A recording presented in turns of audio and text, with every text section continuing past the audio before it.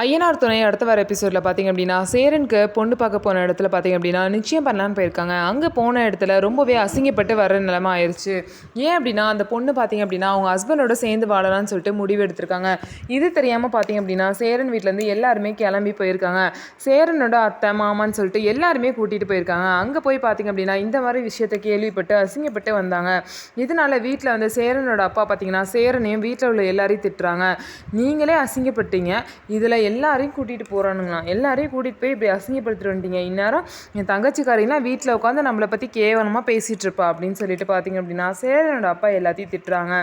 இன்னொரு சைடு பார்த்தீங்க அப்படின்னா இதுக்கப்புறம் என்ன நடக்க போகுது அப்படின்னு சொல்லிட்டு பார்த்தீங்கன்னா அந்த சேரன் பார்த்தீங்க அப்படின்னா அவங்க ஃப்ரெண்டு கிட்ட போயிட்டு பார்த்தீங்கன்னா ரொம்பவே புலம்புவார். இந்த மாதிரிலாம் நடந்துருச்சு, ரொம்ப கஷ்டமாக இருக்குன்னு சொல்லிட்டு புலம்புவார். அப்போ ஃப்ரெண்டு என்ன சொல்லுவார் அப்படின்னா அவரோட தங்கச்சியான அந்த சந்தாவை வந்து நீ கல்யாணம் பண்ணிக்கிறியா, நீ கல்யாணம் பண்ணிக்கிட்டா எனக்கு ரொம்ப சந்தோஷமாக இருக்குன்னு சொல்லிட்டு கேட்பாங்க.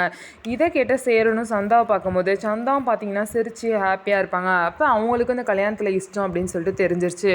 உடனே சேரனும் சந்தாவை பார்த்து சிரிப்பாங்க. ஸோ 2 பேருக்கும் கல்யாணத்தில் சம்மதம். ஸோ சந்தாவுக்கும் சேரனுக்கு தான் கூடிய சீக்கிரம் கல்யாணம் நடக்க போகுது. இந்த கல்யாண ஜோடி உங்களுக்கு பிடிச்சிருந்தா நம்ம வீடியோவை லைக் பண்ணிக்கோங்க. மறக்காமல் நம்மளோட சேனலை சப்ஸ்கிரைப் பண்ணிவிட்டு பாருங்கள்.